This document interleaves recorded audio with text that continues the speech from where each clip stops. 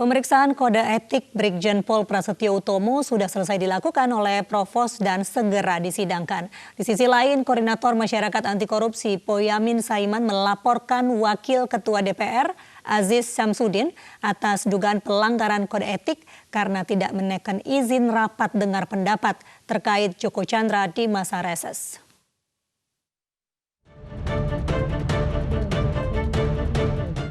Tim Satgas Bareskrim Mabes Polri menaikkan status kasus pidana penerbitan surat izin Joko Chandra ke tahap penyidikan.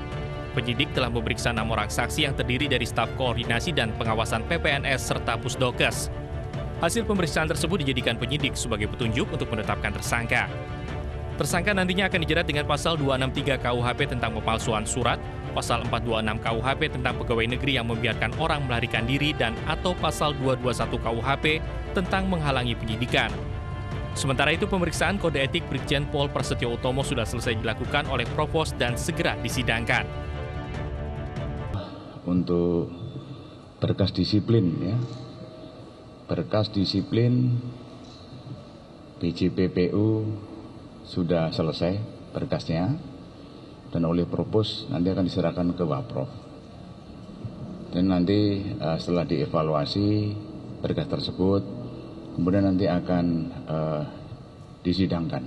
Kemarin hari Senin, tanggal 20 Juli, kasus tersebut setelah kita memeriksa 6 saksi, yaitu 6 saksi itu adalah dari staf Korwas PPNS dan dari Pusdokes. Dan kemarin tanggal 20 Juli, kasus tersebut naik penyidikan. Naik penyidikan dengan dugaan pasal 263 KUHP, 426 KUHP, dan atau 221 KUHP. Tentunya nanti setelah kita melihat dari pemeriksaan saksi dan kemudian juga sudah naik sidik, ini nanti akan mencari siapa tersangkanya. Di sisi lain, Koordinator Masyarakat Anti Korupsi Boyamin Saiman mendatangi Mahkamah Kehormatan Dewan untuk melaporkan Wakil Ketua DPR Aziz Syamsuddin atas dugaan pelanggaran kode etik.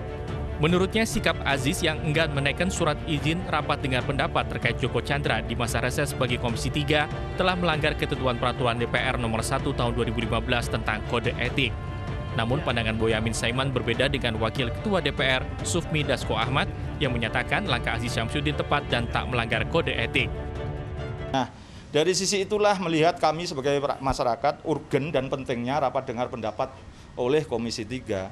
Tapi kemarin saya mendapatkan masukan, ada informasi dan data juga bahwa Pak Aziz Syamsuddin sampai hari ini belum menandatangani itu.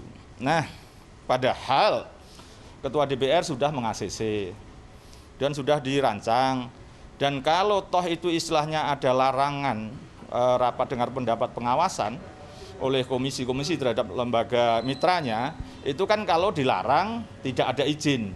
Nah, maka ini dibutuhkan izin.